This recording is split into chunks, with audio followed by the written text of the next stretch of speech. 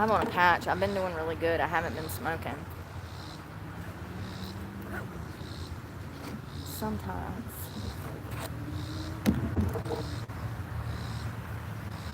Sometimes you want to. My lettuce is all wilted. That's not good.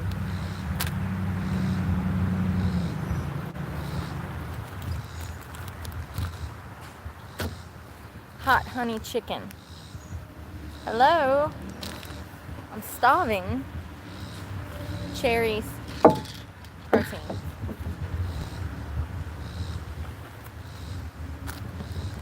Protein. Bread. Chicken. Lettuce.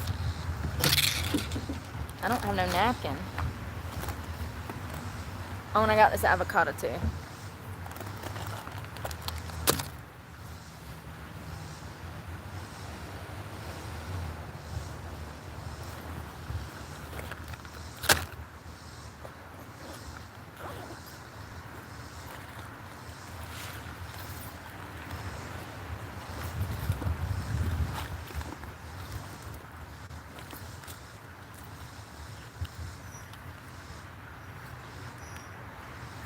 I could have swore I had some Duke's mayonnaise.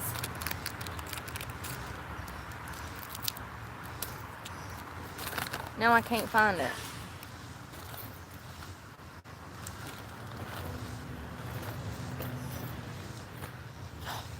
First of all, I gotta put my hair up. It's in my face and it's aggravating me really bad. Clip. Clip.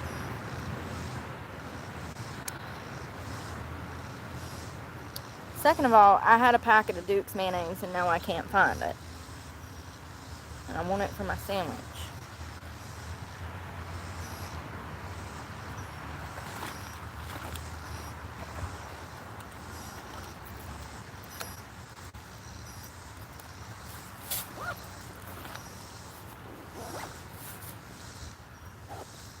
I need a knife.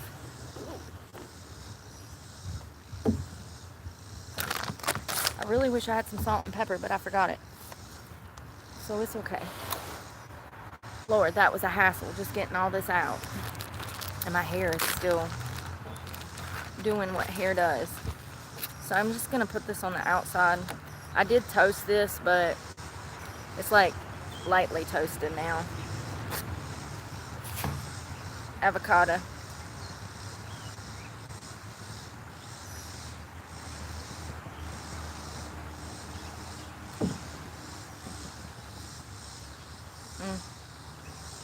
It's got a bad spot. Cut that off.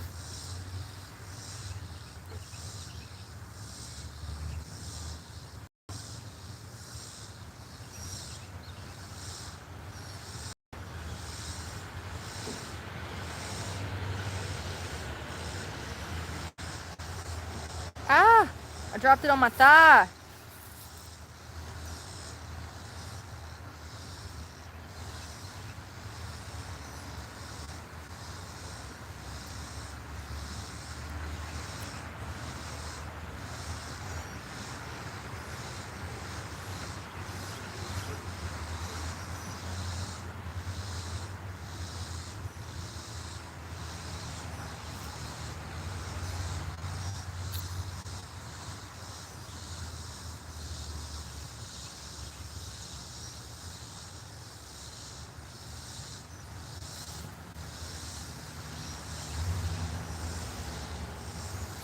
Bad part. Avocado pit.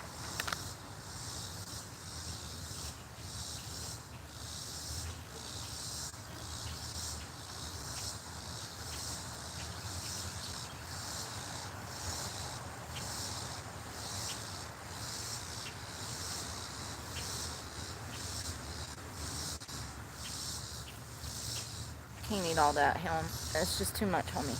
Too much. And I ain't got no salt or pepper for it neither. It's a lot. Dang it, I got a hair in my face, y'all. Avocado on my hand, hair in my face. The struggle be real.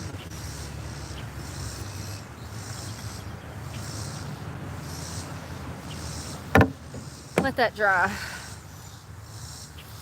Alright, let me even get this stuff out. This picnic table is at an incline. Avocado on my sandwich. And I'm actually gonna put that mayonnaise right on top so it's not too dry. And I got 2 packets. My hair, y'all, somebody hand me the clippers right now. I'm about to pull an 07. Brittany,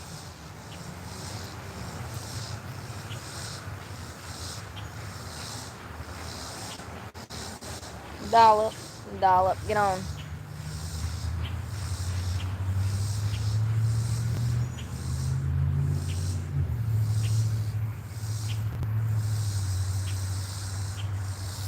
We don't like no dry chicken around here. All right.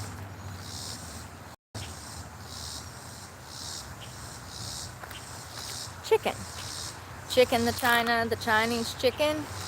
This is rotisserie chicken with honey and spices. Hot honey chicken.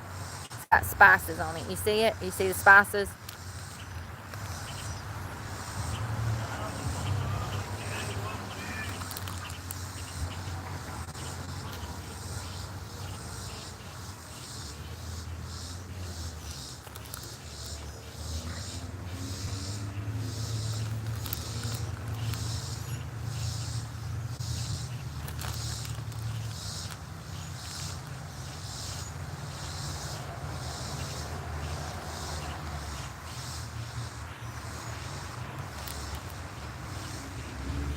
We like the skin for a little flavor when we eat the sandwiches.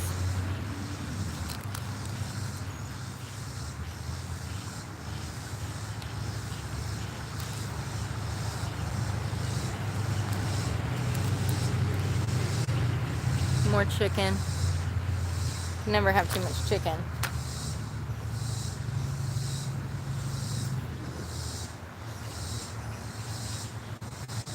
More mayonnaise.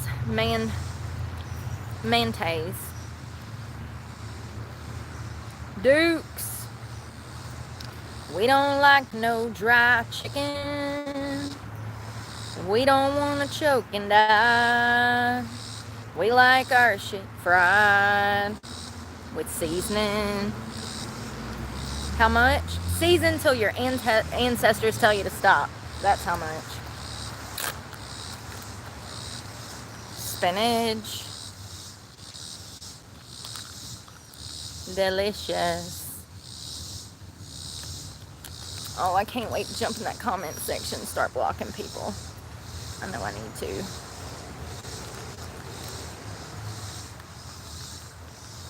Lots of lettuce. Spinach. Is it? It's considered a lettuce, right? I would assume so. It's green. It grows out the ground. I can't get it to set up right. Will you stop? I'm trying to make my sandwich and you bothering me and I got the hiccups. Okay, sandwich. Squish it down. Thank Jesus. Come, Lord Jesus, be our guest, and with this food, let us be blessed. Amen. Thank God. Get off my... Did y'all see that fly land on my sandwich?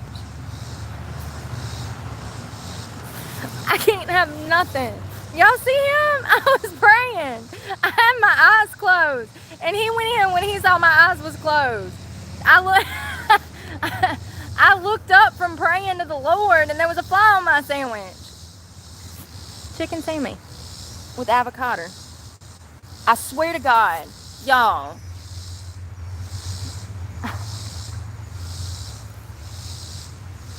A big sandwich. A little dry. A lot of dry.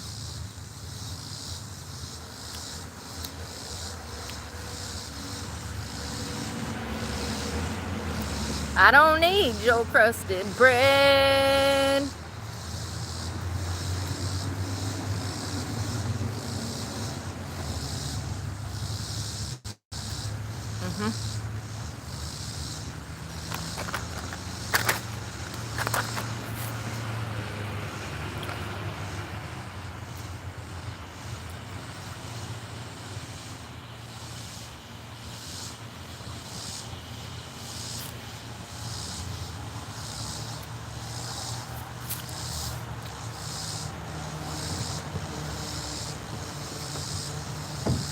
Get on.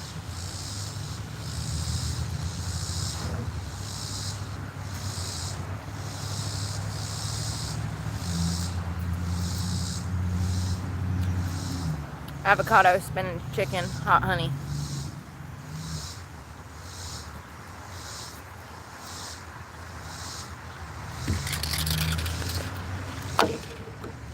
Protein. Nitro chocolate.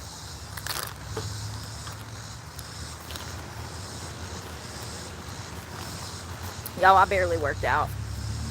Like, I did a little something, something.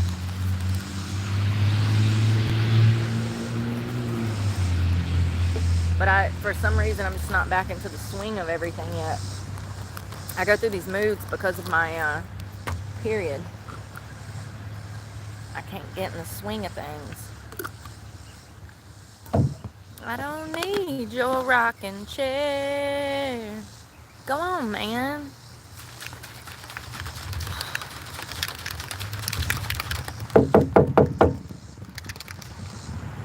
Chocolate protein. I put a little bit too much milk in there, water, whatever.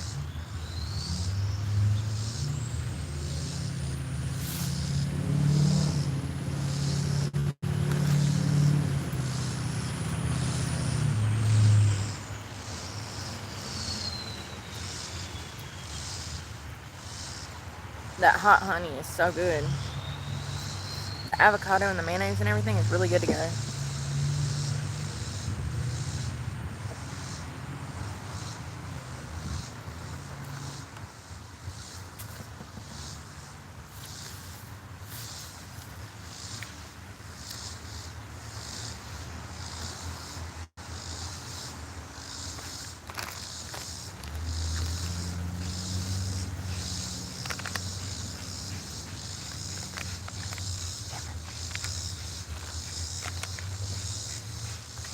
Trash.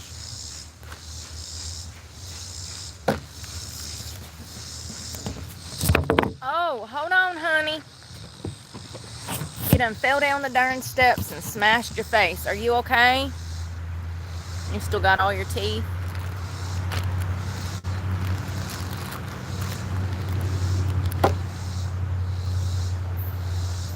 Yo, I think it's the heat. I think it's the heat that's getting to me. Seriously, I think I need more water. God, my hair is really getting on my nerves.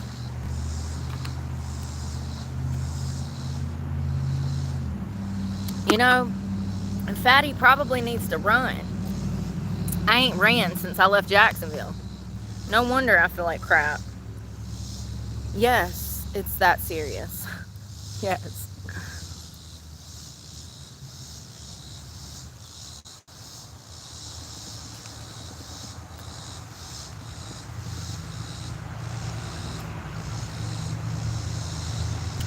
Oh God, y'all.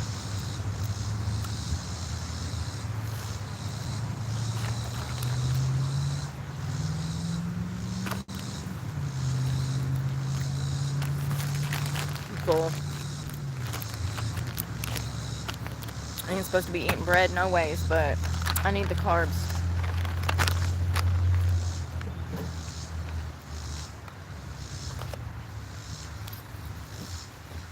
Cherries.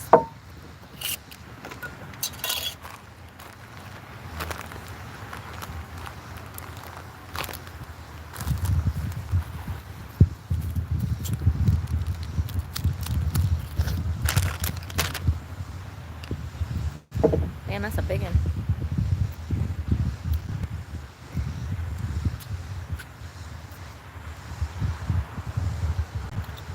They have a pit though.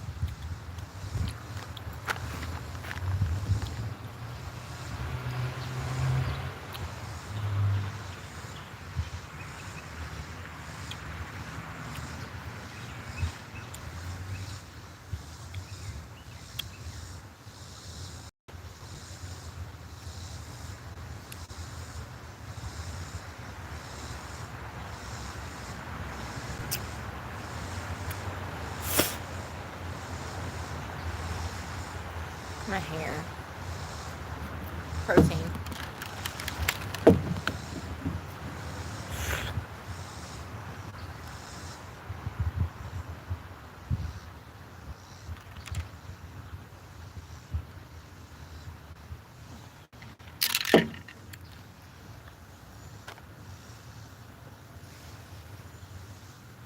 It's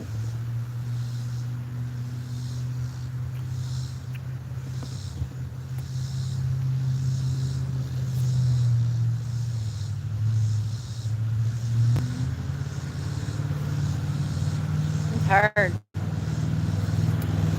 I ain't even did nothing yet.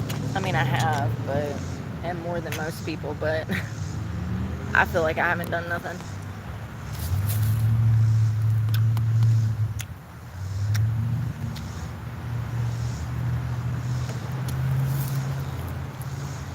Anyone caught lying will be blocked. Y'all are ridiculous. Absolutely ridiculous. You ought to burn in hell for lying on me. Seriously, you ought to burn in hell. Sitting here talking about I ain't fucking homeless. Anybody that even has that thought that goes through their head, you deserve to burn in hell. I've lost everything because of people just like you. If y'all don't get the fuck on with your drama, I'll cut the comment section off. How about that?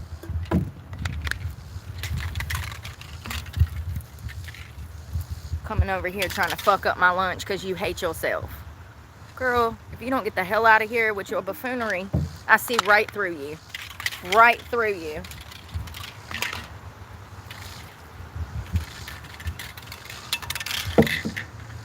Who all do I need to block?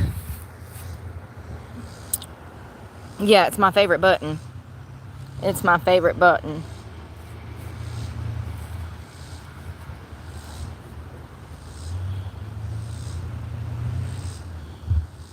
Hey, Jennifer.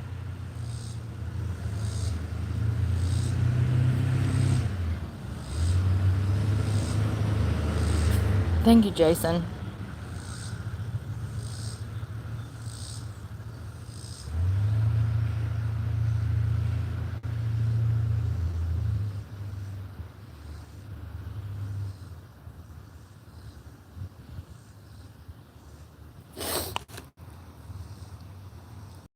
Hey, Flutterby.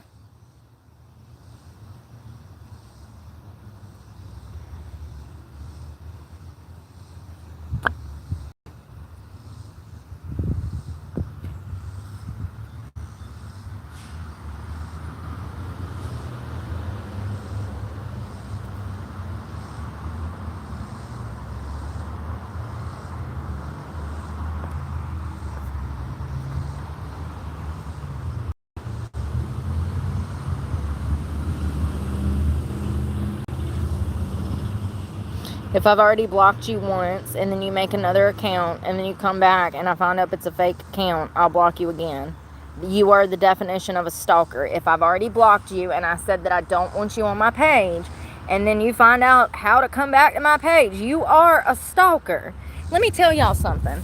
Not once have I ever went and looked up an ex's Facebook, Instagram, Snapchat. That's stalking. Mind your business, stay in your lane. He broke up with you for a reason. Jesus Christ. Hey, Iraq. I mean, it's really crazy. And then new followers don't know what the hell's going on, so let me fill you in. I've been stalked, harassed, gang stalked, had my tires slashed, lost my truck, got fired from my job, and had to drop out of school because of all of the hate from the internet. So now I'm homeless. Live on the streets. I've slept right there before. Sure have. Multiple times.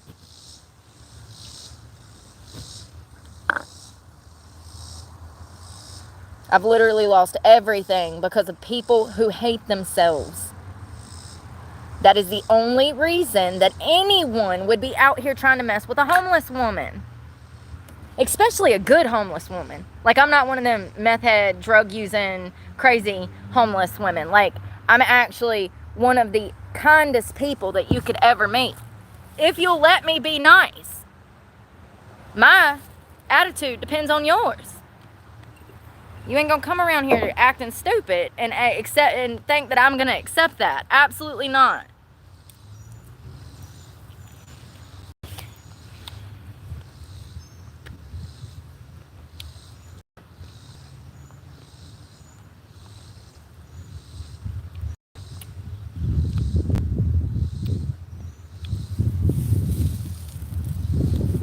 Yeah, people from the internet called and got me fired from my job. Flooded my jobs, Google reviews, Facebook page, all of that with fake lying. They lied. They said that I sold drugs from behind the bar. I mean, it's crazy. It's crazy. Imagine you're about to be bar manager. You're about to get a promotion after 6 days of working. You work so good that they're going to make you bar manager. They clear the schedule. They fire bartenders, and they tell you that you're going to run the hookah lounge by yourself. And then they call you in. They pay you, and they let you go on the spot, and told me that I was fired because they had gotten nonstop harassment from my stalkers. I have a list of stalkers on this channel. I have people that steal my content, try to ride off my coattails, and try to make a name off of my name. It's been going on for years. YouTube does not help creators with this problem. YouTube, in my opinion, they aid in this bad behavior for clicks and views. Fuck my life. You know, screw the fact that I lost my car over this. Screw the fact that I had to drop out of school over this. Screw the fact that I lost my job. It's crazy. So now I'm homeless. Not my fault. Not my fault at all. Just like the whole reason that I'm out here is not my fault. Hey, Kimberly.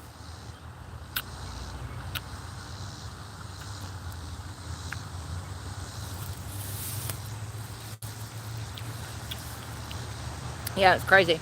And then people want to come here now and say that I'm lying about being homeless. No, the fuck you won't. No, the fuck you won't. And I'm probably going to be homeless for the next 10 years. I make just enough money from YouTube to buy groceries. I can't control it. What do they want me to do? First you say I'm a bum when I spend 2 years working my ass off. All of that's recorded. First you call me a bum, then you call and get me fired from my part-time job.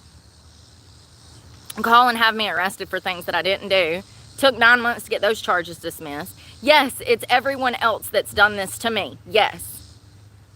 As much as I would like to say, oh God, it was drinking and drugging, or oh God, I did something to entice those bitches at Planet Fitness to lie on me, or I did something to piss the trolls off, which was my fault that they called my job. I wish that I could say that any of this was my fault, but the fact is it's not. And no one is going to come here and gaslight me. Shit's wild. Thank you, Jen.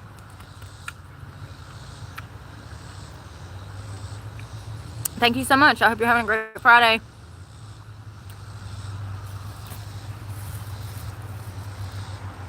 It was absolute madness.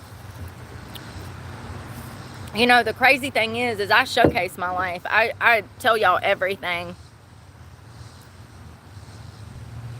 And I have been open about everything. You don't really see creators doing that. I'm sick of not getting the grace I should receive. I've took more accountability than any other person on this fucking platform since it was invented. And I'm sick of people coming here trying to troll my account. Because they can't take accountability themselves.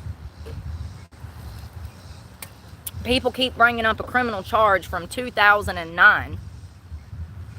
How many years am I to be punished for a crime that I spent 5 years in prison for?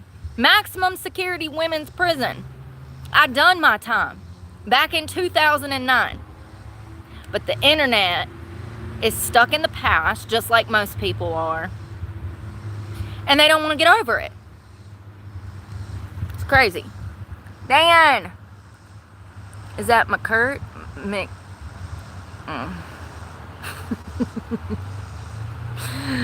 What if we play a game where I just butcher everybody's name? Let's play the name butcher game. The internet is how I eat, you dumbass. See what I'm saying? People are jealous of this small success, and they think that I make all of the, like, first they think that I make all of this money, and second, people are so dumb, they think that the cure to my problems is to get off the internet. I'm going to be on the internet for the rest of my life. I will make millions of dollars off the internet one day. And matter of fact, not only will I make millions, I'm going to help other people get out of homelessness, drug addiction, and horrible situations with the millions that I make. I've said that time and time again. So if you don't understand what I'm doing here, let me inform you that I'm going to struggle for the next 5 to 10 years homeless. And once I make it off the streets and I have all my social media up, I'm going to spend all my millions helping other people and helping them get the skills and the education they need to also become stable. Okay? Thank you. Is that my works? Oh, Lord, have mercy. I mean, it's really crazy that people are still over here talking about stupid stuff. You know, it really is. Something that happened 20 years ago. It's like, God, dude. And you know, and the fact is nobody looks at those big accomplishments, like that whole Planet Fitness situation. I didn't deserve any of that. Those bitches knew I had a channel, and they were nitpicking with me, and it was a personal vendetta against me because I had a YouTube channel. That's what we know now. 10, 11 months later, that's what we know now, is that it was a personal attack, and they knew exactly who I was, and they'd actually been watching my channel. So they knew I was homeless. They knew I was struggling. They knew that I went to West Virginia for work. And as soon as I come back, they singled me out and started a fight in the middle of the Planet Fitness. Let me tell y'all something. I know that y'all don't know, but my criminal record, I've released on here. There's actually a video where you and I actually go through and we look at my entire criminal record. If it would have been 10 years prior, those women would have been leaving out of there on a life flight, on a helicopter life flight. The fact that I walked away from that gym and did not kill anybody is huge for me.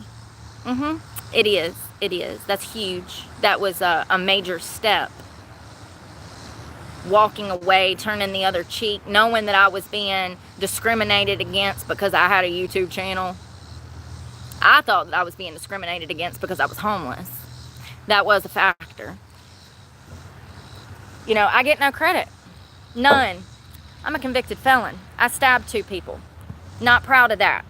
But that's how I used to handle these types of situations. Okay? So the fact that I turned my ass around and I walked out of that Planet Fitness when those women were trying to bait me, because that's what they were trying to do. They were trying to bait me. It's a miracle. Not one person said, oh, Brooke, you walked away. You did the right thing.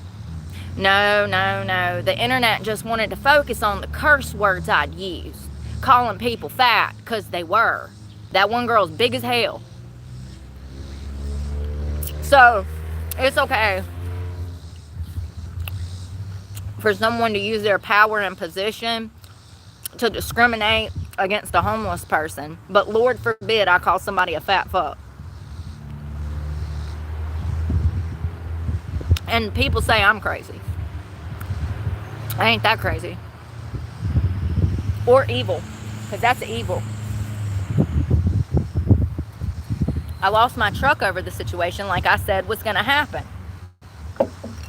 For 6 months, I said, you guys, I'm going to lose my truck over this. And what happened? I lost my truck over it.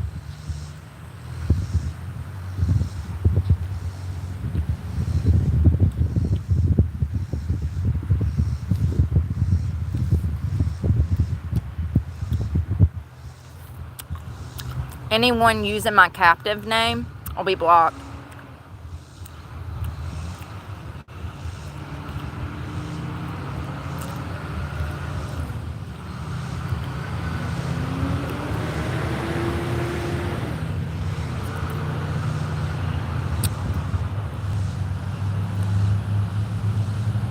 Anyone coming to name drop will be blocked. Anyone talking about drama will be blocked. Anyone sexually harassing me will be blocked. Anyone acting like a child will be blocked.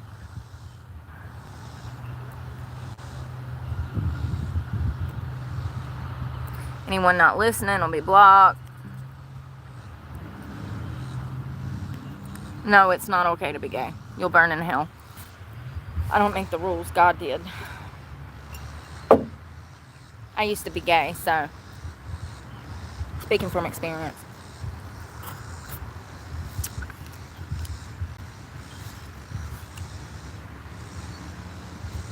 Hell, I ain't gonna lie though.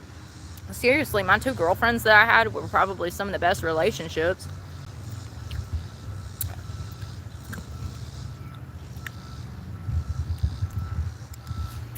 I wouldn't say healthy, but more functional than with men. I guess we were just on the same wavelengths. But you will burn in hell. Did y'all see them preachers that got in trouble? Who was that? It was some celebrity preacher couple. Who was the celebrity preachers that had the gay people on their show?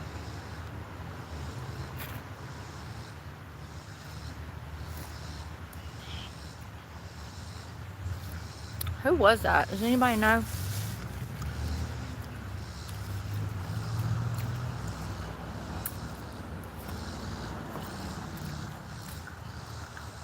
I have a job. Thank you for supporting my channel.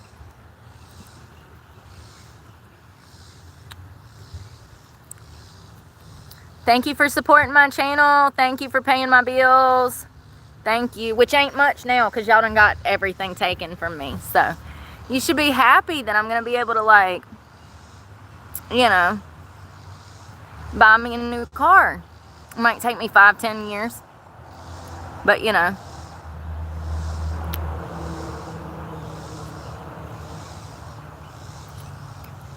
I have cherries in my teeth. This channel is about me. Thank you for supporting my channel. Maybe you can go find your personality and you can open a channel too.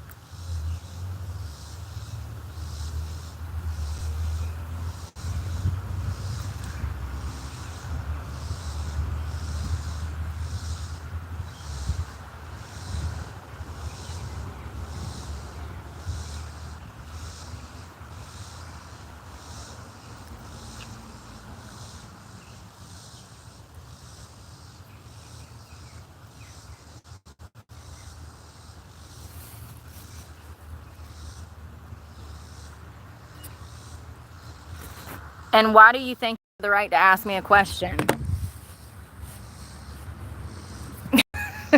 Why do you think you have the right to ask me a question? What is wrong with you? Didn't your mother tell you you're not supposed to talk to strangers?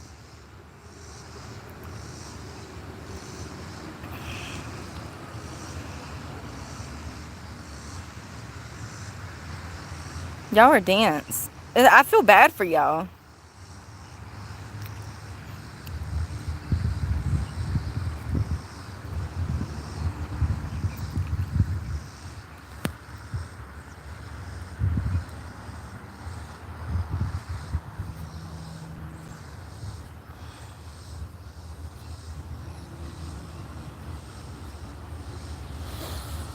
It's sad. Y'all see how my chat, how dense and dumb? I literally have the worst chat. The worst. You know?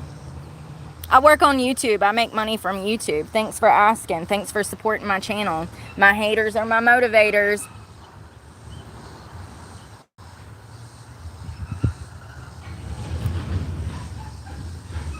Hey, loyalty.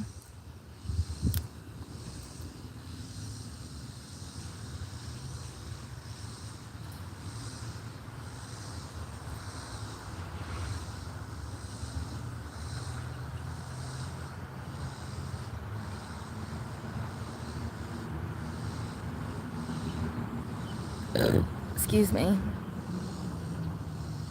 don't know why my messages weren't working.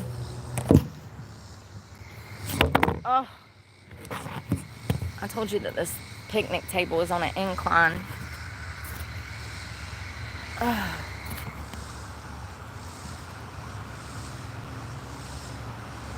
Anyone talking about sobriety that does not know me will be blocked. Just because you do drugs doesn't mean that I do drugs, sweetie. anyone focused on nothing. I mean, y'all wonder, I'm going to go through and I'm going to tell y'all why I block people. I'll tell you. So the first one is from some guy named Tony. He's attractive. I said Tony's immature and needs to get missing, because if that's the only thing that comes to your mind as I am talking about the world being on fire and helping people, I don't need you here. You're a waste of space. So Tony's blocked, because all that's on his mind is how pretty I am, not about what's important. Let's see here.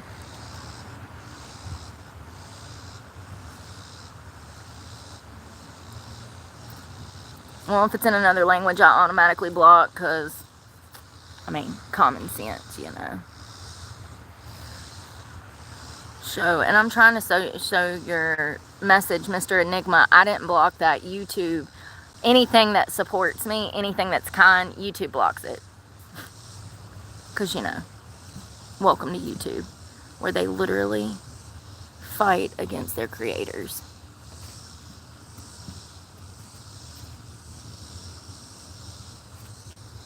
Anyone that thinks that they can ask me a question will be blocked.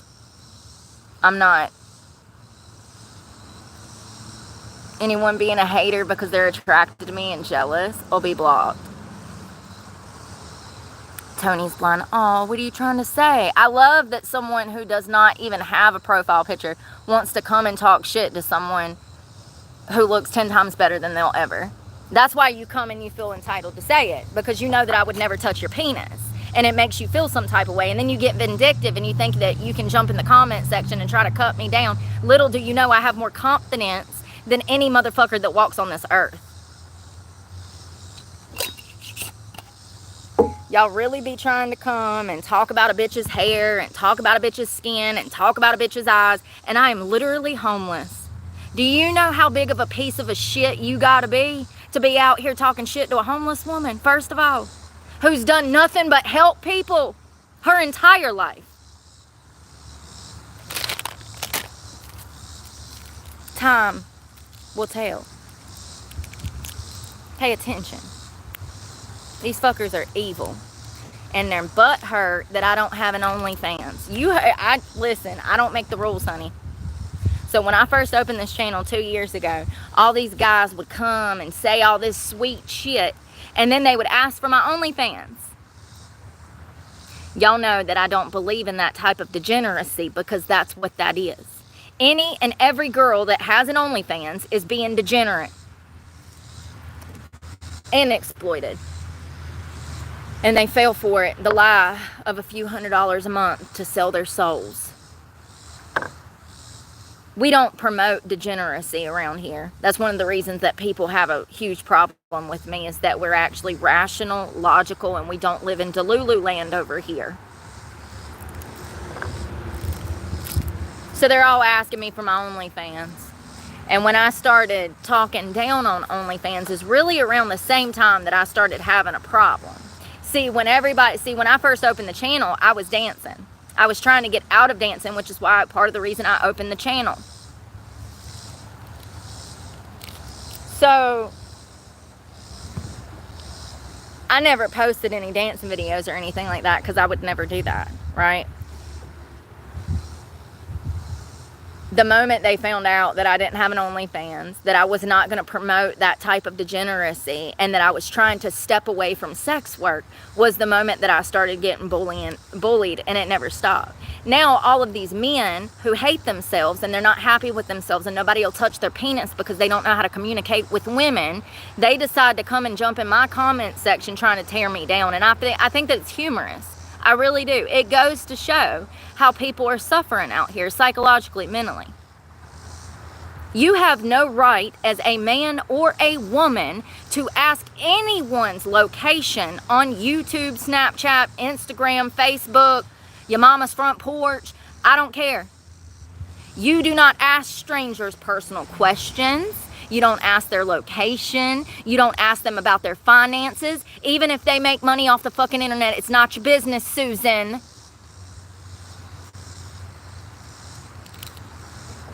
The reason I have problems is because people are not respectful. I'm not the problem. For a long time, I thought I was. And society had me gaslit. I expect too much for people to respect themselves and respect me.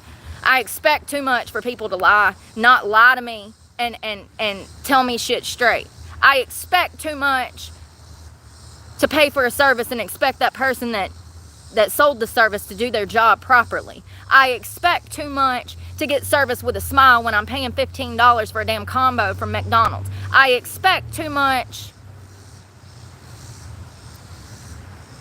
wanting to see people return the buggy. I'm not the problem. Society does not respect themselves at all. And it shows when they jump in my comment section. Because the only reason that a person has to spread hate is if they hate themselves. That is a proven psychological fact. Self-hatred, miserable. They're one and the same. Self-hatred leads to people being miserable. And then they jump in the comment section and they want to run their mouth to a homeless woman who's doing nothing more than trying to help people. And then they want to come here and say, oh, what's this channel about? What's going on? Anyone that jumps in this comment section saying that gets blocked immediately, because I know that it's a child. Only a child, a juvenile, a tween would jump in that comment section saying, hey, what's going on here? And it's simply somebody looking for a response because they want attention because their mama and daddy doesn't hug them enough.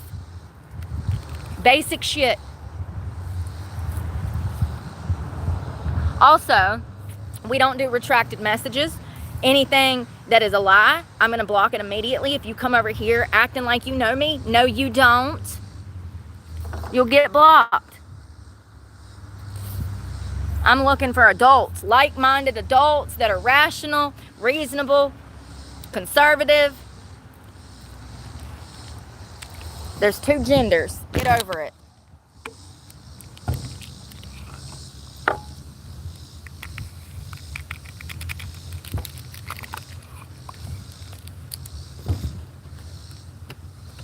Bye. First comment said, I'm not mature enough to be here. Please block me. So I did.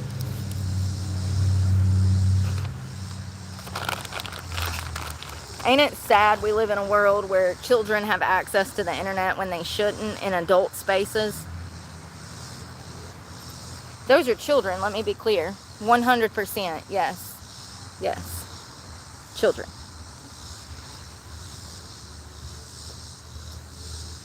It'll only get worse. It'll only get worse. Hello, Manic. Mandy. Anyone talking about drugs will be blocked. The only time we talk about drugs on this channel is when we're talking about reform. Hey, Summer. One of the things that we do on this channel is talk about recovery on this channel. We gear people towards recovery and staying away from drugs, and I'm actually one of the few people that actually give proper advice on addiction recovery.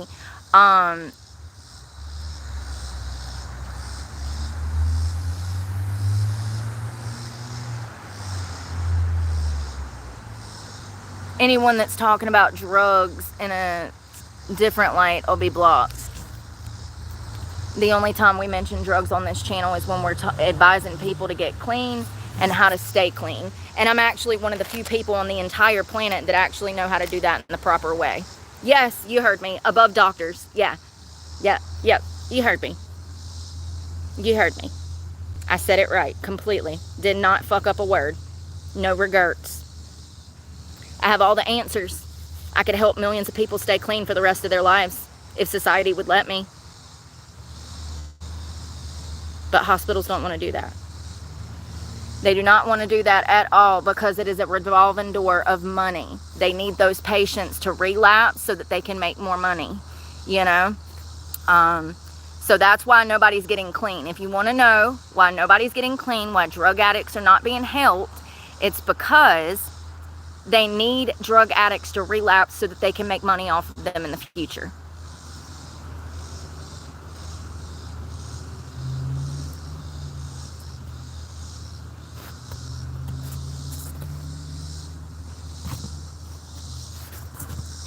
And I'll debate somebody on that if y'all want to have a debate. Nobody ever wants to do that, though.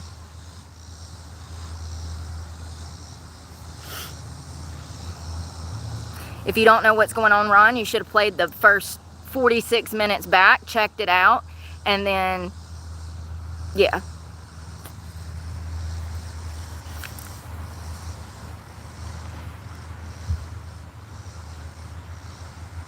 Self-discipline. I mean, it's as simple as, do you want to die or do you want to live? Because the choice is yours. Do you want to live in insanity?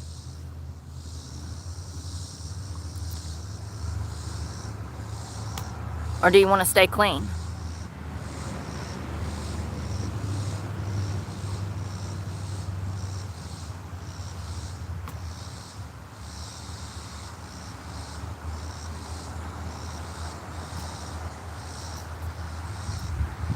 Happy Friday! I mean, it's not really about discipline. Recovery is not about discipline. It's about doing it. You can't be around people, places, and things, people that are drugs, you know? It's not about discipline.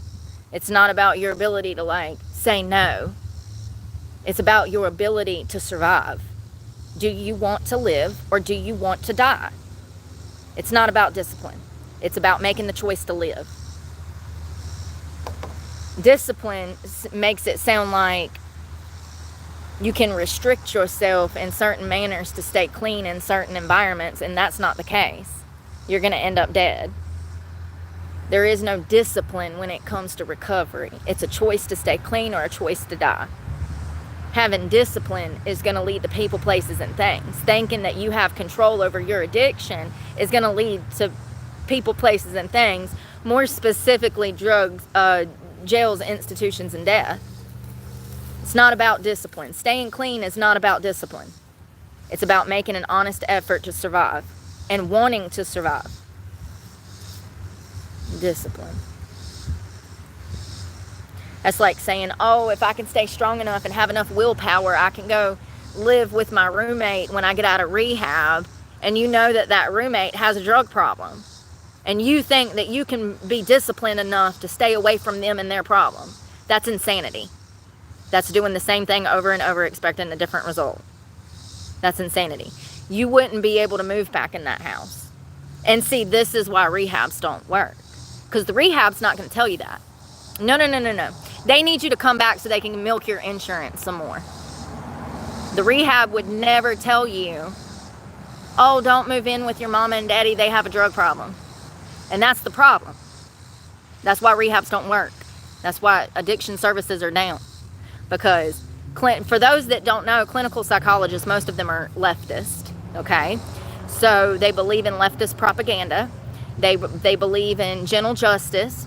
They believe in medication, pills, antipsychotics, stuff like that, instead of addressing the trauma, addressing the problem, and going straight through it like we're supposed to do.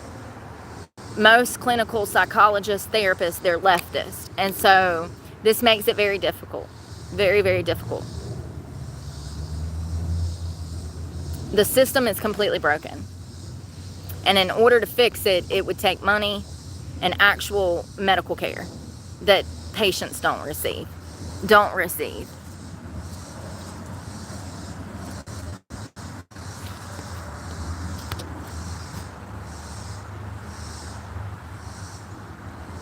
What BS? I said most. I can prove it.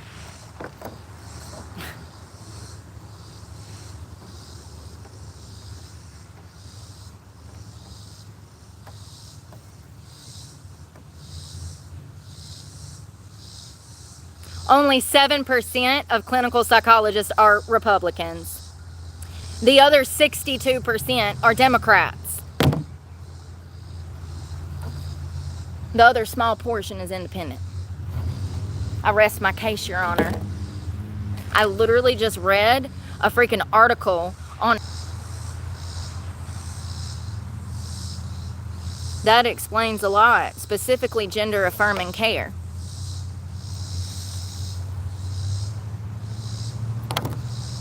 crazy. Over 60%. I said, what happens? Some loser takes it personal.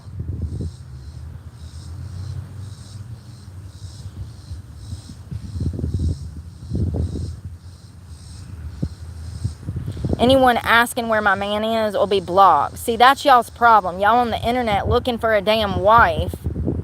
Weird, weird, weird. So weird.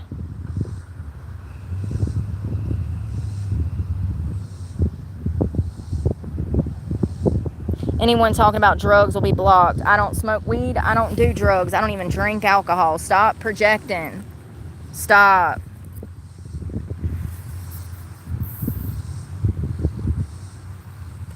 I mean, I guess the way to think about it, guy, is like,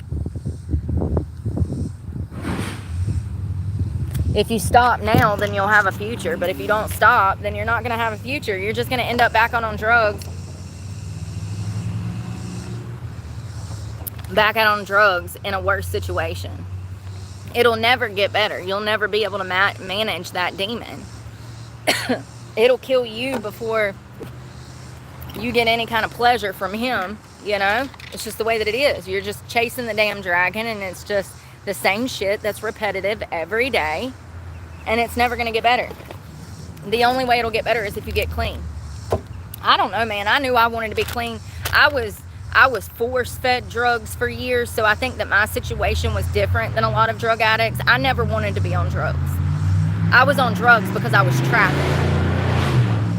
So because I was trafficked, that's how I was even dealing with drugs. I was using drugs to deal with the sexual abuse that I was going through. It was not a personal choice. I never woke up and said, oh, I'm going to be a drug addict, or I want to do drugs. Quite the opposite. Drugs were part of my life to deal with the sexual abuse and the rape that I was going through on a bi-weekly basis for the first 20 years that I was held captive.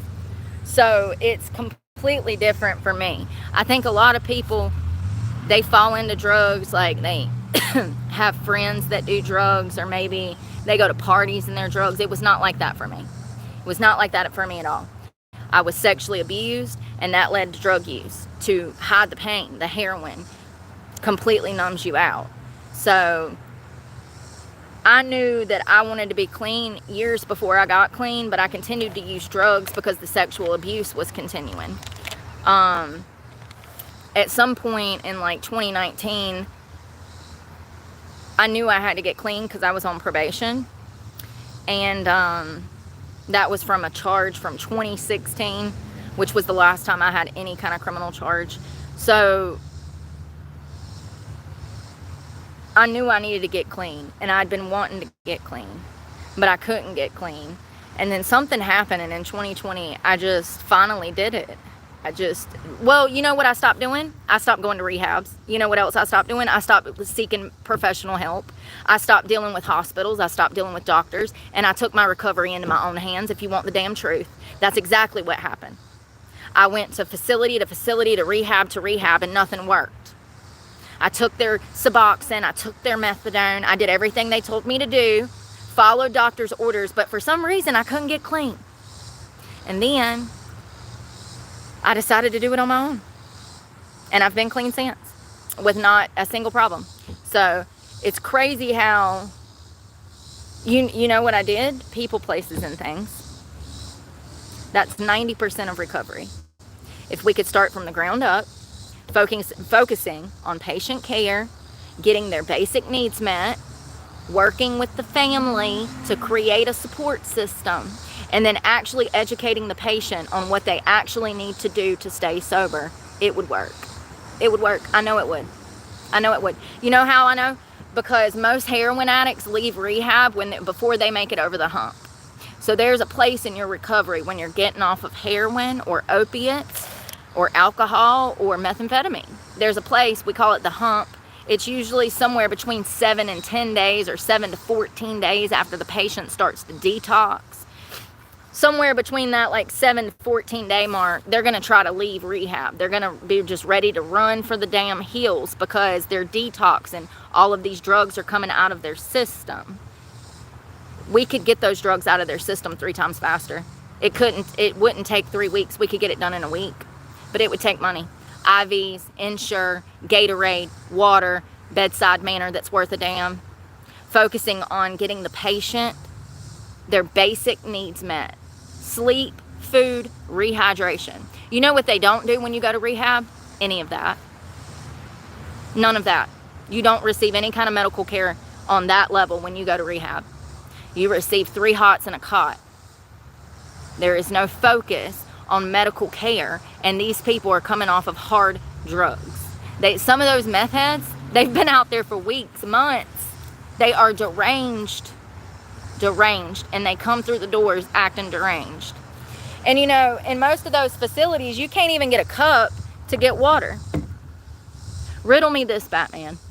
Imagine getting charged, your insurance getting charged $20,000, $30,000 for a month's stay at a rehab, and you could not even get a cup or a bottle of water so that you could have water on you at all times while you were in rehab.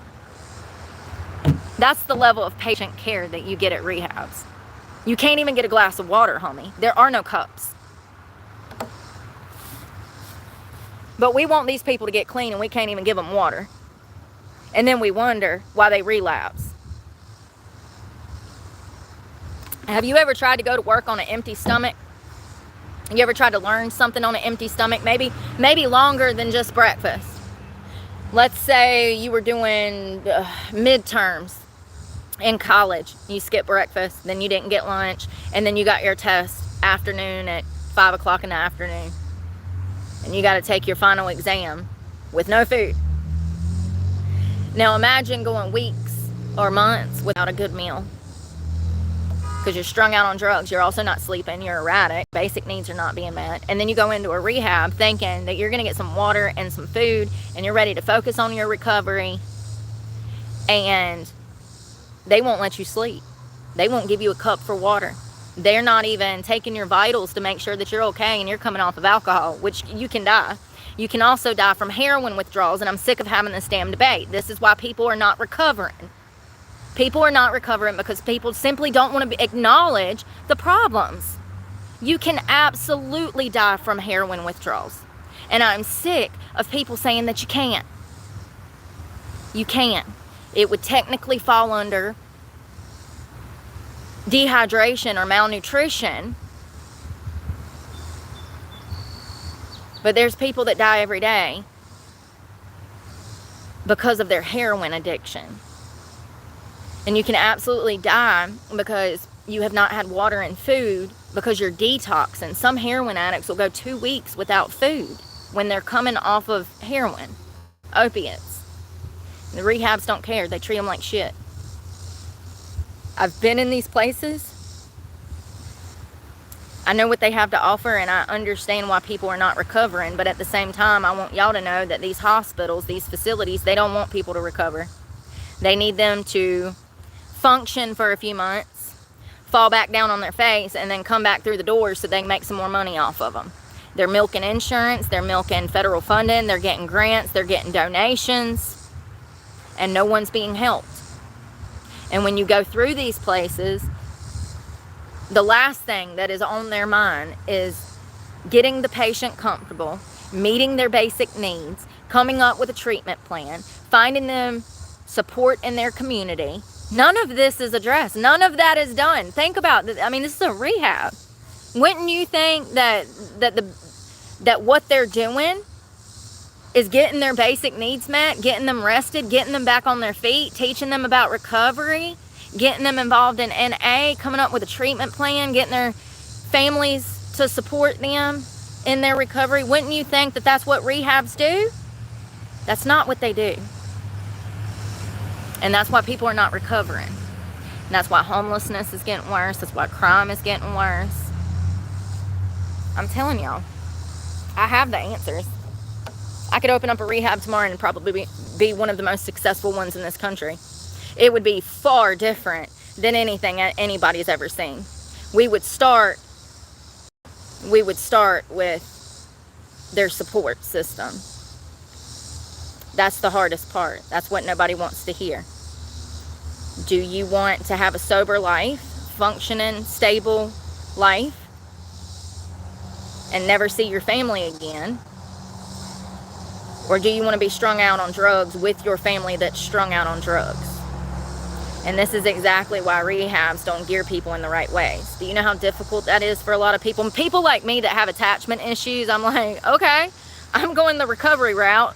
Screw mama, screw daddy. It's easy for me because I can't attach to people like normal people can. But most people, it would be extremely hard for them to hear, comprehend, and then put into action, exiling everyone they know from their life. But I'm here to tell you that people, places, and things are 90% of a person's recovery. If we can get that person out of that environment and into a new environment, they will succeed. If they want to be clean. If they truly want to be clean. See, that's another thing. There's different levels to sobriety. Some people are court ordered to get clean. That usually never works. Then there's other people that want to be clean. They don't want to live a life on drugs. Those are the people that I care about the most. Not saying the other ones don't matter. I'm just saying that when a person wants to be clean, they have to make that choice. You can't be forced by the court or a probation officer or your doctor to get clean. Either you want a clean life or you don't. I mean, and the way that I think about it is, like, and this is coming from a homeless person that, like, literally has lost everything. The way I still think about it is do I want to go through the absolute hell that I'm going through now, or would I like to go through this hell going through more hell? Because you know what comes with drugs. Nothing good. Nothing good. So, I guess for me, I knew I wanted to be clean. I knew that I wasn't doing drugs because I wanted to do drugs. I was doing drugs to get through the pain that I was subjected to. Don't get me wrong, I loved getting high. But I think that my circumstances to my addiction was a little bit different than most people's. I absolutely ended up on drugs because of trauma, which is most people. But most people are not going to be able to cut those ties like I did,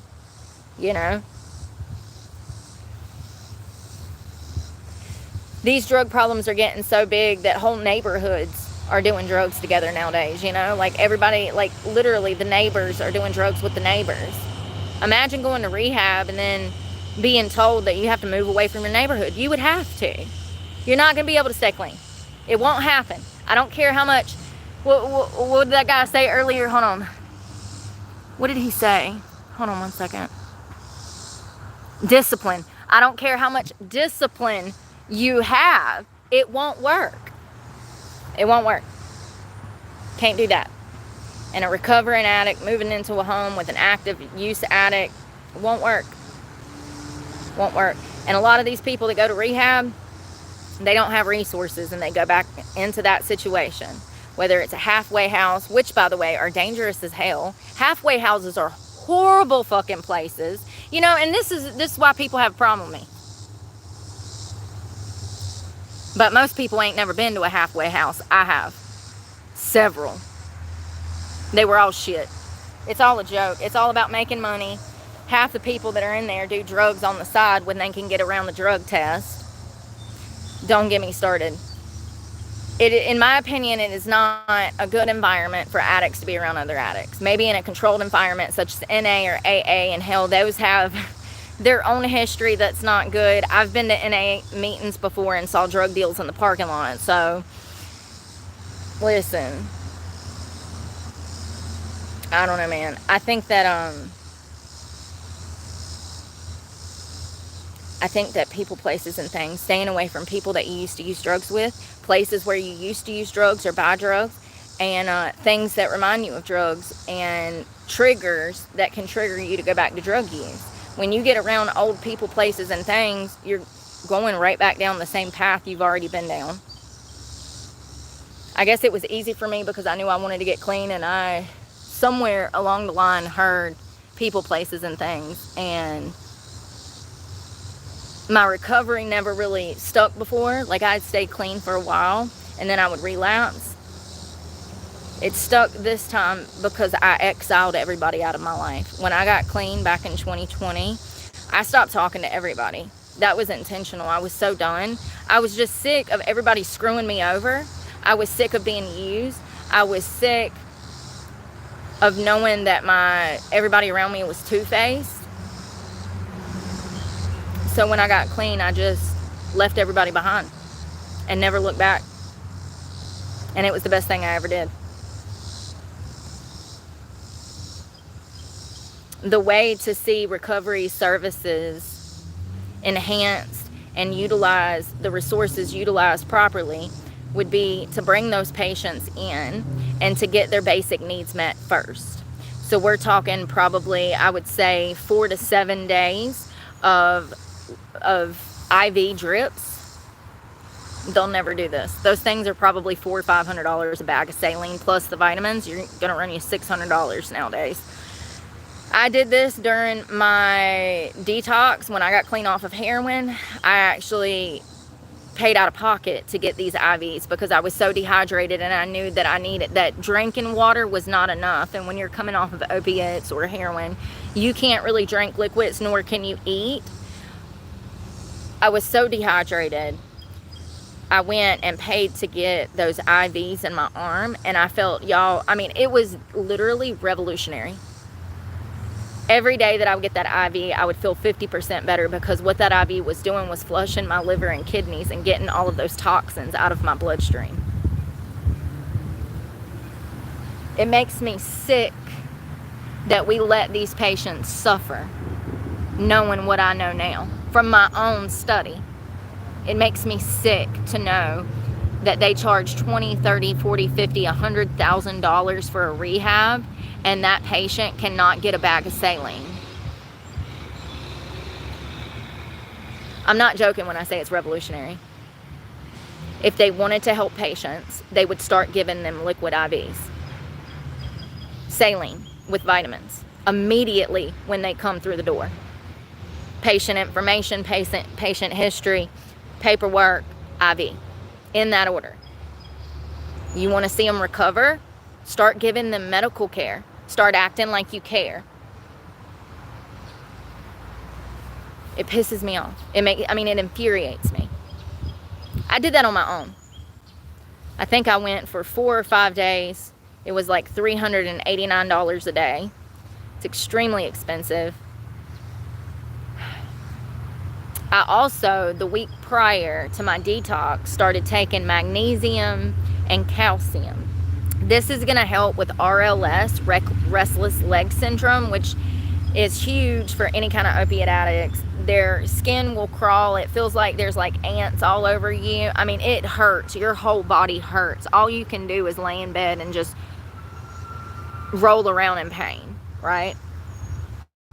So I'd read online that magnesium and calcium could aid in this, and I started taking it a week before, and it helped tremendously. Like, literally, if I started to have the RLS, I could take magnesium and calcium. It was a pill that was combined. I think it was like 600 milligram pill or something. And the next day, my RLS would be gone. So if I took the pills the night before, the next day, I had no withdrawal symptoms from the RLS. So that, once again, this is revolutionary AF. And it's something as simple as a damn supplement. Do you know, I wonder what percentage of patients, I mean, that's literally one of the biggest withdrawal symptoms that patients have a problem with, that make patients relapse. It's the uncomfortability in their own skin when they're going through the detox. If we can get them once again over that hump, they will succeed. But most patients run for the door. The moment they start to have this uncomfortability, the sweats, the stickiness, the throwing up, the constipation, the shit in their brains out. I mean, you guys, I don't know if most people know, heroin withdrawals is one of the worst withdrawals to come off of hard substances. It's really crazy, you know, and I don't think magnesium, this type of magnesium and calcium, is expensive. What percentage of opiate patients have a problem with RLS when detoxing? 82%.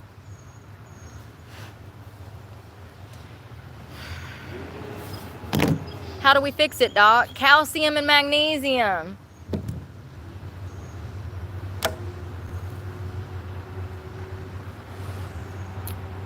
So I started taking the calcium, magnesium. It worked. And the week prior to my detox, I also started taking a multivitamin because I knew that I was going to go weeks without eating or being able to drink water, really. So I started drinking Ensure, electrolytes, Pedialyte, Gatorade. I had all of that stocked up before my detox. I bought like cases of it. I also bought 2 cases of yogurt, which was just like the Walmart brand, cheap, not Greek yogurt. It's like the American yogurt. It's easy to get down. It's really sweet, and it's got the little chunks of peaches and strawberries in it. And I would be able to force feed myself. Now, I wasn't able to do that until after I got the IV. But I would be able to force feed myself yogurt, and I think that's the only thing I ate for like a month. Yogurt, water, and Ensure, Gatorade, because you can't eat or drink anything. State-operated facilities, they bring a patient in, the patient's there for maybe a week, and then they kick them back out on the street. A week is not even long enough for the patient to detox. It takes about 28 days. And then they're still going to be going through absolute hell. We would like to see them stay for a good 90. That's to ensure that their recovery has a good, stable foundation. We have a treatment plan. We're working with their support to find them support through their support, like their family, friends. It's just crazy. The state-operated facility in Chapel Hill, North Carolina, it's a shithole. It's an absolute shithole. I mean, it's disgraceful.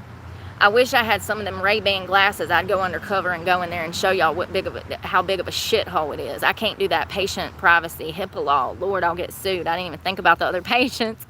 I'm thinking about going in there and just to show y'all how big of a shithole it is. I wasn't even thinking about, Lord, have mercy. I'm going to get sued.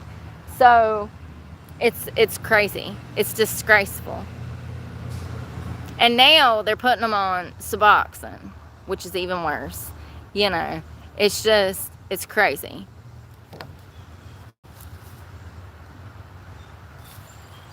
They take the Suboxone, they give them a script of that, and then they hit the street, and within a week later, they've done relapse back on heroin, and then they're coming back through the facility door by Christmas. I mean, I'm not exaggerating at all. I wish it was public information how many of those patients go through there. I would love to see. I bet they have at least one patient they see every month for 12 months. Like he comes in every single month. That's how much of a revolving door that place is. I know they got at least one patient that they see once a month that they've probably seen for years. Those places are shitholes. Nobody's recovering. Nobody's getting help. Most rehabs too. I dated a guy years ago, and his parents sent him to one of them fancy ass rehabs in like LA or somewhere. It might have been Florida. He relapsed weeks after coming back. They sent him back and he relapsed again. And they paid tens of thousands of dollars to send him there.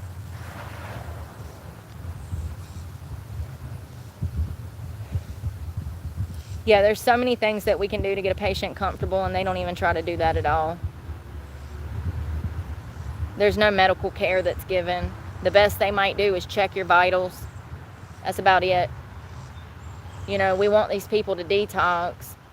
The best way to do that is to give them liquids. I mean, I understand you don't want people to have a cup because, I don't know why. I guess people are nasty and they leave them everywhere. But they could absolutely be giving these people water, Gatorade, some kind of, fluids, and they don't even do that. I mean, it's crazy to say, but they do not.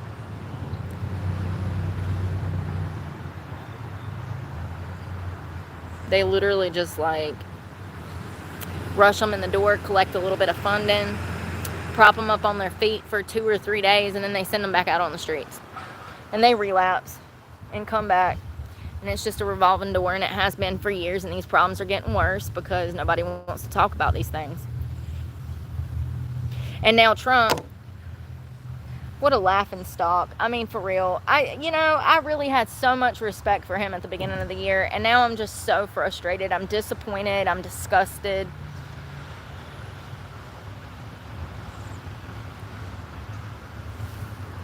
I'm just disgusted. Extremely. So he signed this, like, homelessness bill today. It's a joke. You know, the news was, like, saying, oh, it's going to help homeless people. How? Let me tell you what the bill is for. So the bill is so that local and federal law enforcement can get in to property that's state or federal land, and they can clear all of these homeless encampments out of there. Homeless people have holed up in the woods. They've built like these half-ass shelters, or they have tents, or it's just like scrap wood that they've like built some kind of teepee with. I don't know. Trump signed into action a bill stating that federal and local law enforcement could go into these encampments and take them apart and run the homeless people off.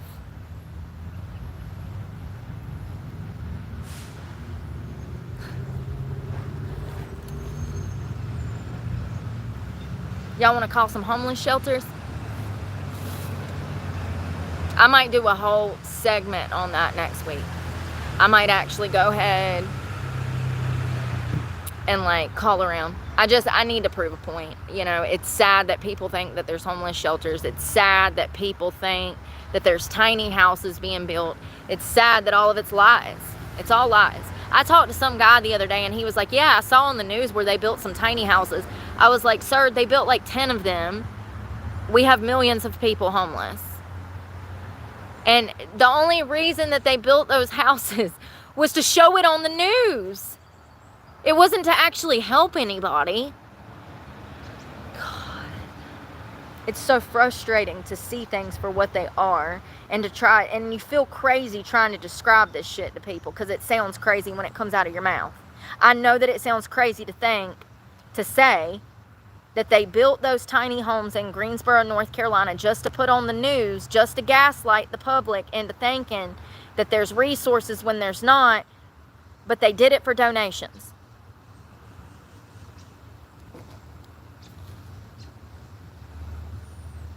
In my opinion.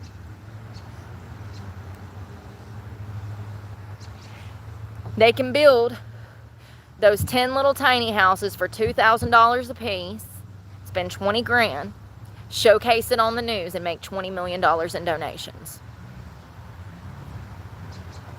And then the public thinks that all these homeless people are being helped. It's a win-win for the government.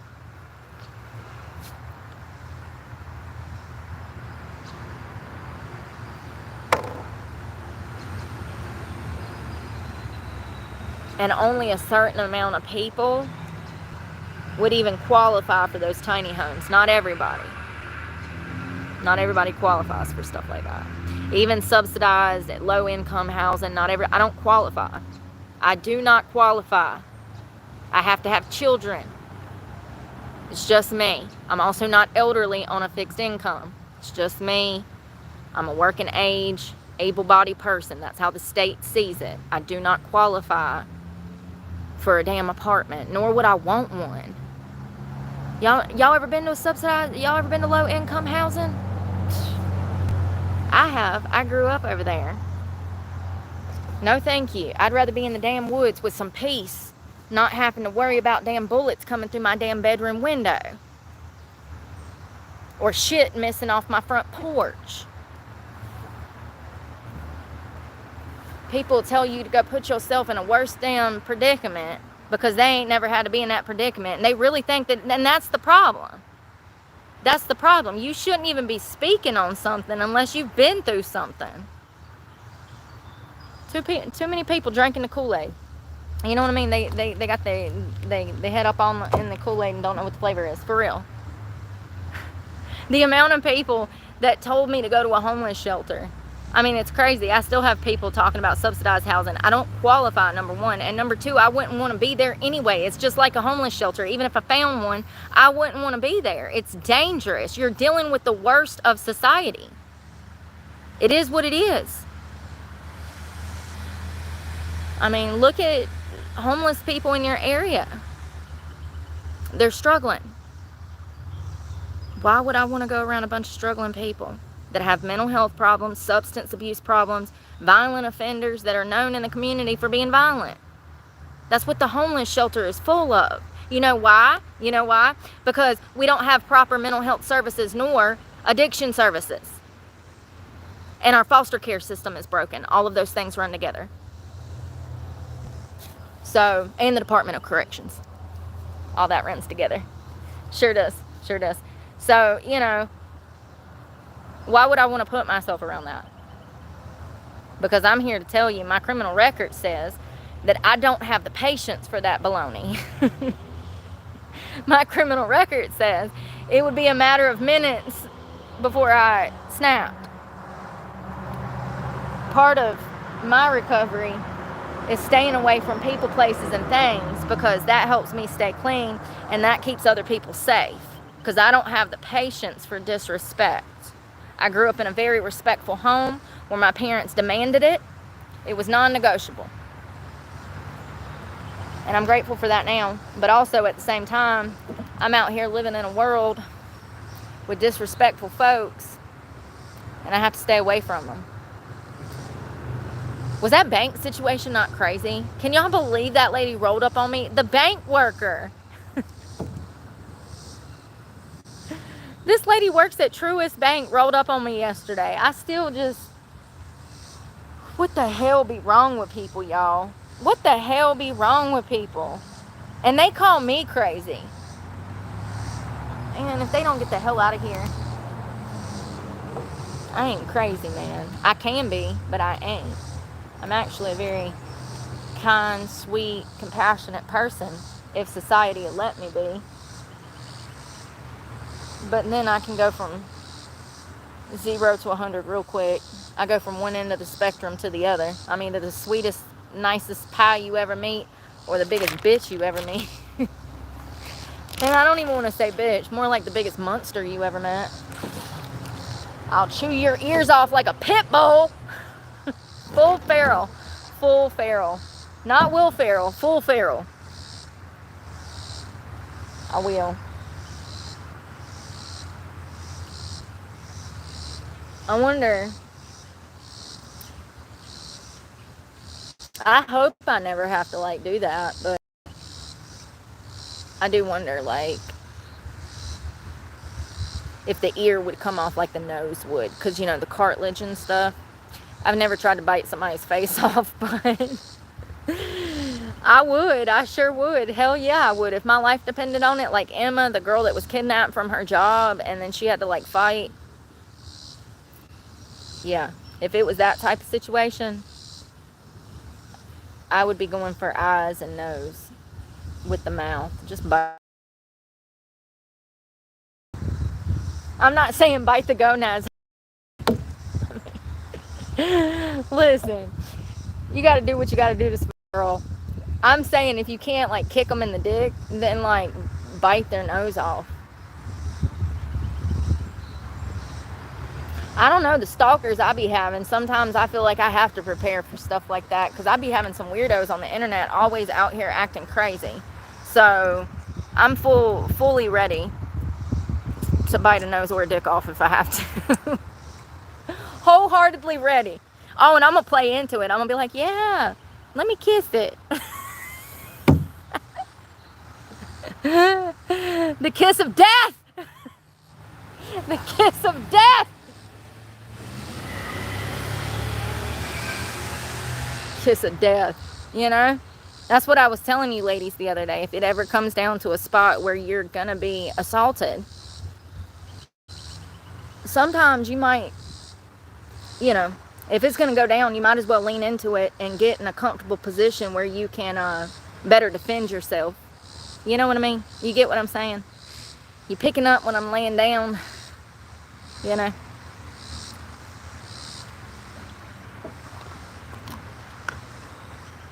Yeah.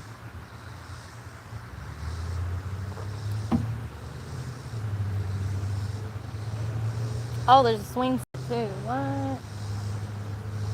Oh, it's so hot today.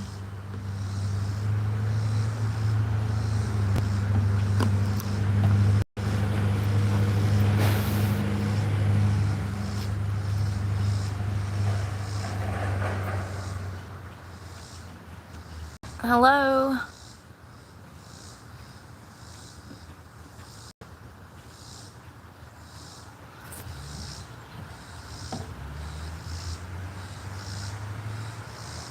I don't know. I think a lot of people stay on drugs because it seems easier, you know? I feel bad for people. I think a lot of addicts never get to a place where they're ready to quit, and that's why they end up dead. Even when I started doing drugs, I was always trying to stop doing drugs. You know what I mean? I don't know. And I was young. I was probably, what, like 19? So, yeah.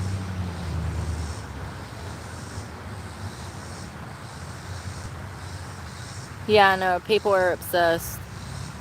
It's weird. Thank you for telling me and not name dropping. I don't care about who's talking crap, you know?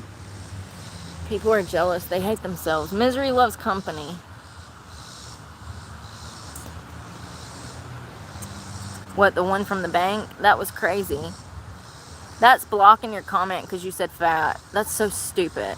See what I'm saying? Like, YouTube is blocking that because you said fat. This has got to stop. That is censorship.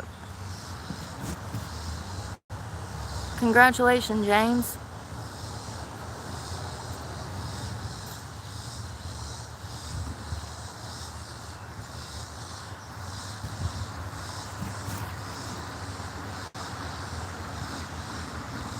Anyone being ignorant will be blocked.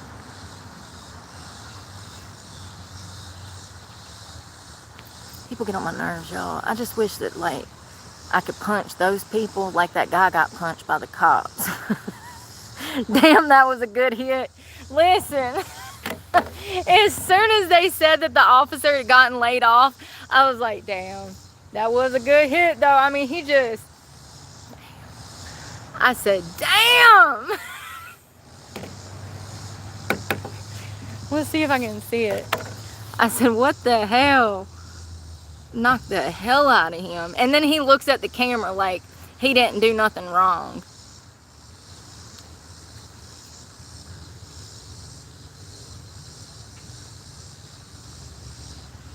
Yo, it's hot.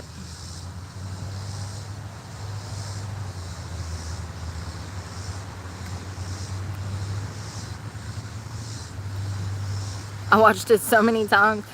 Yeah, I was really feeling bad for him because I thought that the sheriff's department was out of line. But then I saw the rest of the video and I was like, I know them cops down there. Like, I really do. Like, they're usually nice down there. You talk to them and they're cool. They're chill. You'll see them on the beach. You can shoot the shit with them. Like, remember that time that my tire got stabbed out by some lunatic and the cop showed up and sat with me the whole time? Like, he pulled the knife tip out of my tire and remember that? That's all recorded, by the way.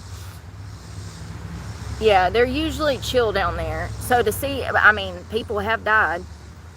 Charles Faggart, he died.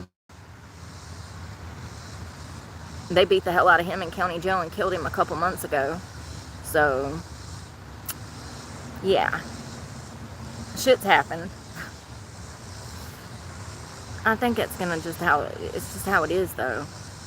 Anytime there's humans, you're going to have buffoonery because people are subjected to run off of their emotions and they have free will, and this is just human nature to see shit like this go down. I'm trying to see the video where they punched him, but I can't find it. Which is crazy because they were everywhere day before yesterday and yesterday.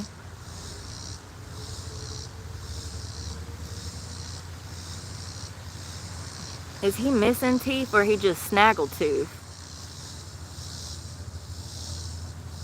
Y'all, is he missing teeth or is he just snaggletooth?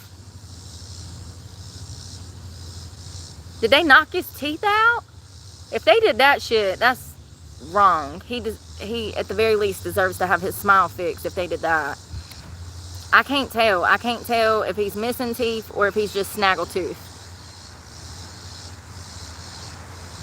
Yeah, I would love to work at a rehab. The problem is I'm a triple felon and they won't hire me. I've already tried.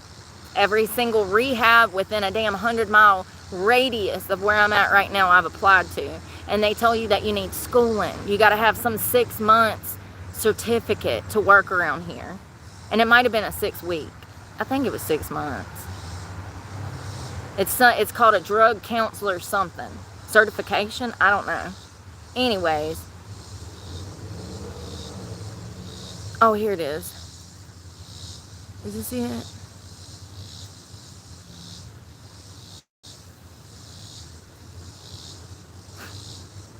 Come on, Karen. They're about to reach through and touch him. They break in the window. Holy shit. Got him.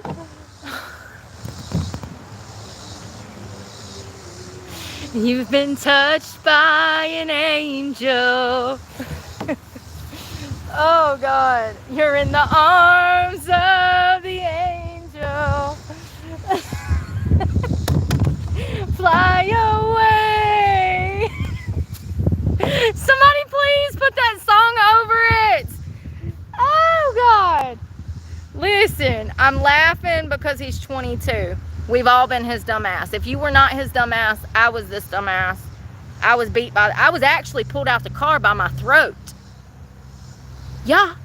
A Honda Civic. That officer reached down in that car and he pulled me out by my throat with both hands. He literally had me dangling off the ground, choking me, telling me to spit some drugs. I was eating drugs. See, listen. I wasn't asking for sympathy. I was just telling you the story. I was wrong. I was wrong. Wrong. I was eating drugs. And he's like, spit it out. I didn't come here looking for sympathy. I come here to tell a story. And I told it. But he almost killed me. I thought he was going to kill me. I was so scared. I was like 20. Oh God, dude. I thought he was going to kill me. He was pissed when I got that damn baggie down my throat. And he's like, oh, you're getting a felony now. And I'm laughing in my head because that would have been like 24 or something, 25 other felonies if he would have got that cellophane. So, one felony over maybe 30, I'll take it, you know, which was the point. So, anyways, I was kind of like, oh, well. Yeah, you live and you learn. Hold on. One more time. Oh man, they didn't show it. I'm mad.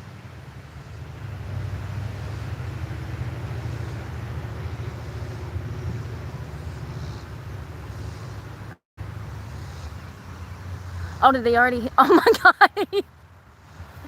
He just jerked him out the car. Yo. Shit's wild. So they break the window. Damn.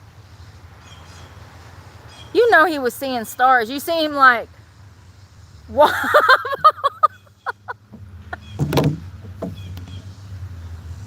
He had that old Mike Tyson wobble like he was in the ring. He had to brace himself. He didn't even know where he was. He was in the arms of the angel. Oh God, listen. The next time he gets stopped by the cops, I bet you he'll comply. Shit, he's probably gonna be jumping out at them at school zones when he sees the cops. He's like, I'm complying. Oh God, I can see it now. The traffic officer is like, sir, this is a school. I'm just directing traffic.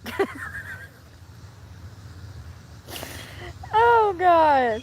And he gonna get up there with Benjamin Crump playing the victim. His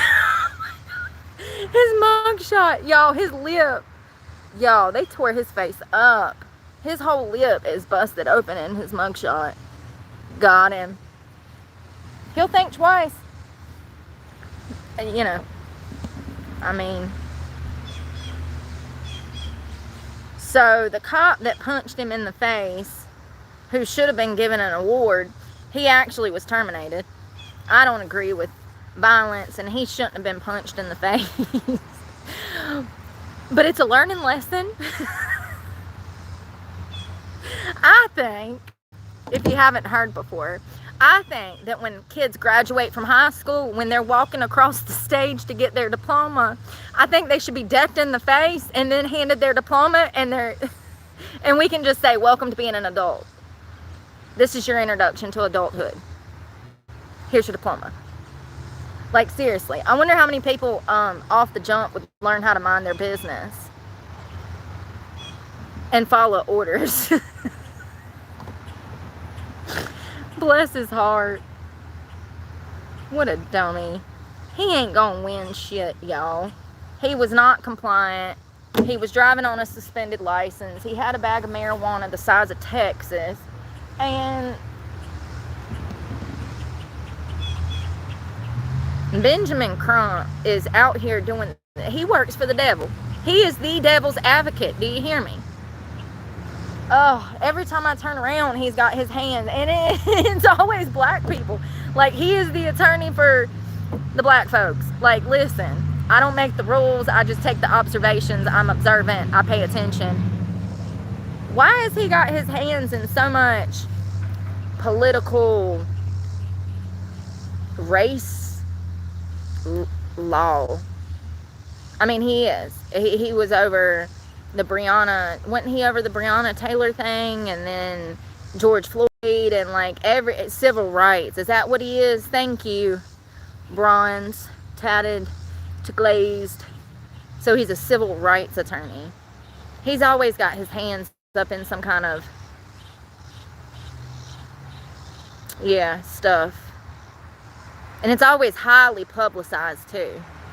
Highly. And matter of fact, anytime there's some kind of situation like this that has to do with, and it's made about race, you know, anytime I see something like this and it's made about race, I'm expecting to see him too, because he just pops up out of nowhere ready to take every damn case he can get, as long as it's publicized and it's someone who's African American. In my experience, in my opinion, he probably damn makes good money, you know. Hey, Michaela. Y'all, I'm being so lazy today. I don't know if it's because I took too much melatonin last night, or if it's, I don't know. It could be my PMDD and the heat. Usually by now, I'm ready to just like take on the world. And I did not want to get out of, like, I didn't want to get out of the woods today. I didn't want to go anywhere. I didn't want to do nothing. I just wanted to lay there. I've been really depressed lately, you know. I mean, given the circumstances of homelessness, I guess it's to be expected. Ben Crump. Yeah. I wonder, who else is he? Let's see. Who all has Ben Crump represented? Ben Crump. Yeah, he was the lead of the George Floyd legal team. Trayvon Martin, Michael Brown, George Floyd, Breonna Taylor, Ahmaud Arbery. Was that the guy that they chased down? And Ahmaud Arbery.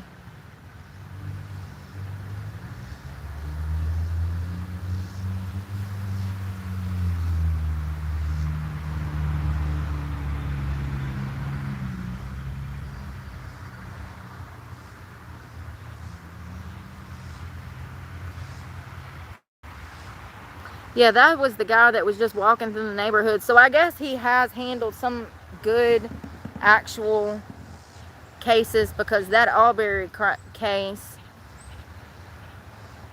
that was a man that was out on a run, and all these crazy ass hillbillies hunted him down and shot and killed him in the damn street for no damn good reason. They thought that they were the neighborhood watch, and because he was black, they didn't want him walking through the neighborhood, and it ended with him dying.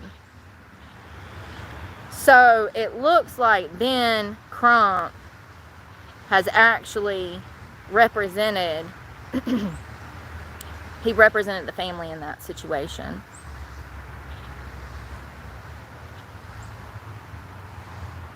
He also helped with the Flint water crisis in Michigan. It looks like he's done some good stuff. I mean, he is an attorney. They're paid to be crooked, so, you know, they don't have a track record for being the best people. When you can be bought and paid for, do you really have a soul at all? I don't think you do. And lawyers are complicit in evil. I don't make the rules. It's just the way that it is.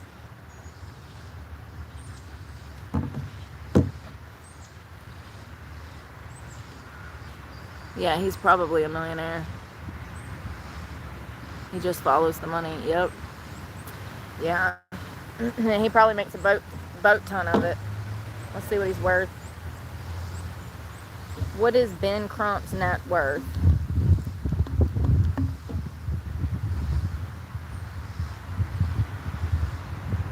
No, not Trump. What the hell? I swear to God.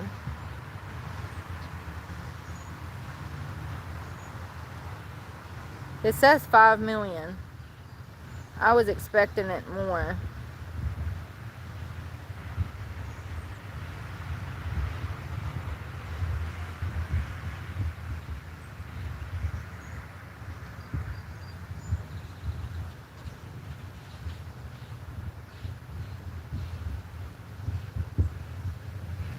Somewhere between 5 and 10 million, but it doesn't say for sure. Damn, is it almost 4 o'clock already? That's crazy.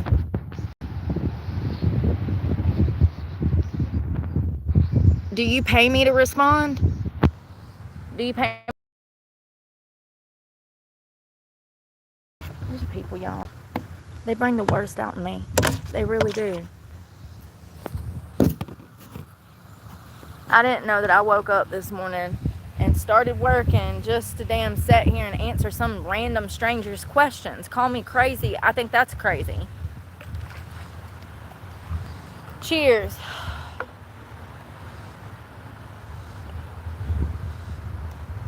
I haven't had any espresso today. None. So maybe that's why I'm slacking, because I haven't had coffee. It usually helps, you know. Coffee is a must. Hey! Hold on, homie.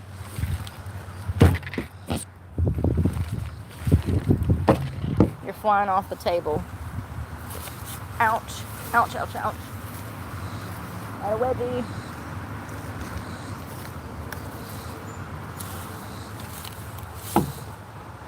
Stuff's flying everywhere.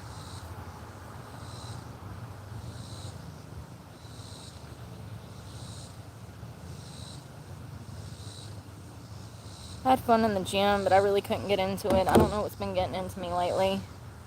It could be that I just haven't had espresso. So maybe I should go use the bathroom. I should chug this. Nope, I've already chugged that. Chug this.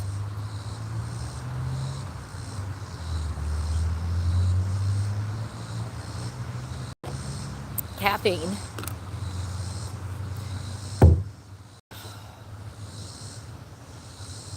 I'm gonna use the bathroom, and then we're gonna go for a bike ride. Now that my food's settled, we'll go play on the bike.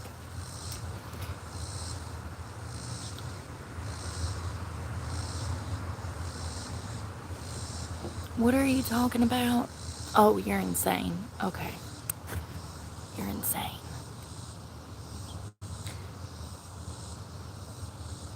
Because my job is online. Thank you. Sounds like a plan, Stan. Hey, Miss GT. I'm about to run. I got to go find the bathroom. And we're going to hang out. We're going to go try to work out today. Is it me, or does this shirt make me look fat? I look like a little boy.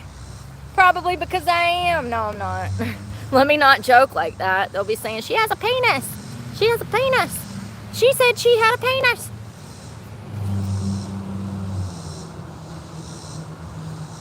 It's not police brutality. He was not following orders. They had to break the window to make sure he didn't have a weapon to get him out of the car and secure the scene. Sorry you're slow. Get a helmet. Life's hard. Hope you follow orders when the cops stop you, sweetheart. Otherwise, I'm gonna laugh when they punch you in the face, too. I can't wait to see that, Haley. Oh, I sure will. I sure will. You know, it's wild because if you look at my comments, I actually dropped in the comment section feeling bad for the kid because the video that I saw was the video of him recording himself right before they punched him. And then he got punched, and then they pulled him out the car and punched him again. If he would have got out the car the first 8 times they told him to, he might have a few more teeth in his head right now than he does. The law, listen, listen, you're talking to somebody that was wrongly convicted of crimes that they did not commit. I went to jail for shit I did not do. Okay? If anybody should hate law enforcement, it should be me. The fact is that it is their job to make sure that everybody is safe at a scene like that. You not following directives leads them to believe that you're up to something nefarious. And if that leads to you getting shot and killed, that's your own damn fault. No one is above the law. We all have to do the same thing when dealing with them. Y'all want to talk about police brutality? You're talking to the queen of being pulled in a holding cell and having her ass beat by 5 or 6 officers at the same time. Some of y'all be coming here, y'all don't know who y'all talking to, honey. It's crazy.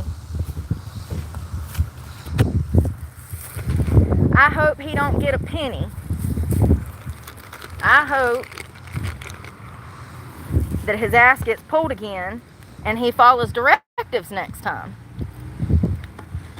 Maybe that punch to the face will make him think. Maybe it knocked him silly. It looked like it did. He wobbled.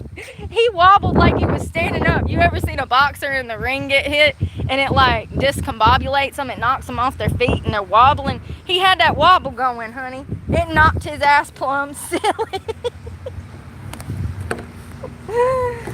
Oh, but did you die? People talking about you laughing about police brutality. Oh my God. No, I'm laughing at an idiot that don't know how to follow directives.